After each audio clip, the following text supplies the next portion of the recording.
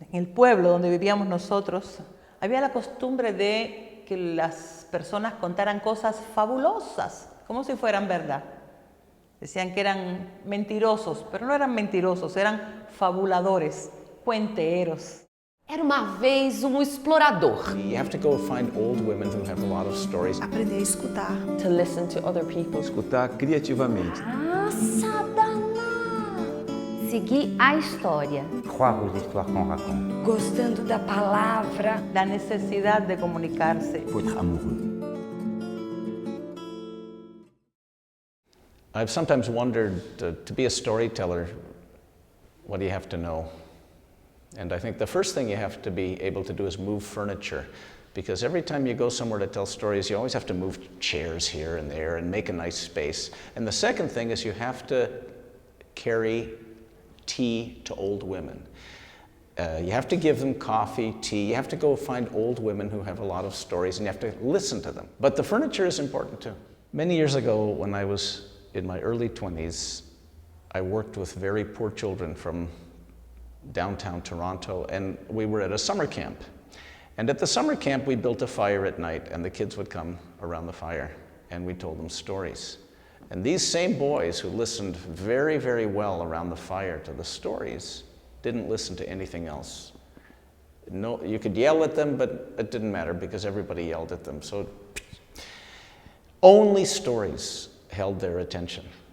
And when I was sitting around that fire as a camp counselor, as a leader of the cabin of boys, I thought it was the most magical thing I've ever seen.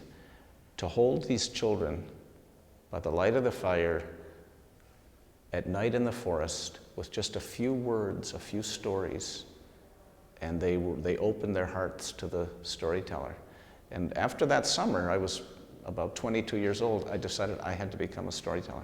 I've never seen anything like it. That was the greatest magic I've ever seen in my life. In Jewish culture, I'm Jewish, every Passover, you put a glass with wine and a little plate, and you open the door, and you say that Elijah the prophet might come to the Passover Seder. It's called the Seder, or the holiday dinner.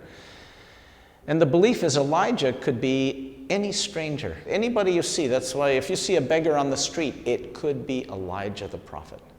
So there was one man who all his life wanted to see the face of Elijah. All the time he was a little boy, he kept hoping and praying that one day he would see the face of Elijah.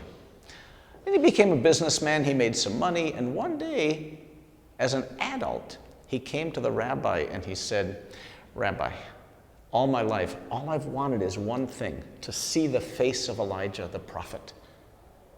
How can I do this? I've never seen it before." And the rabbi said, "Oh, I can help you. There's an easy way. Guaranteed you'll see the face of Elijah. Do what I say. There's a very poor family who lives in the village.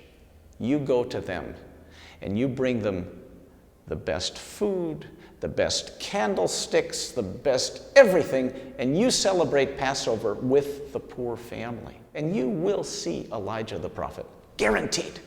And the man was so happy. I will see Elijah finally after all these years.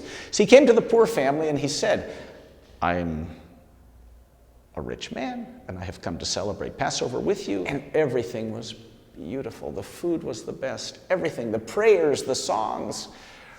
They were so happy that he came to them. They had nothing. And then they poured the glass of wine for Elijah and they opened the door and the man was so excited. Now he would finally see the face of Elijah. But Elijah didn't come. And when Passover was finished, he came back to the rabbi and he said, "Rabbi, I did exactly what you said. I brought all the goodness to the poor people, and Elijah never came. I never saw his face." And the rabbi said, "Well, now you will. Go to the mirror and see the face in that mirror. And when you look in the mirror, you will see the face of Elijah, because you were Elijah for them. You brought the goodness to the poor people."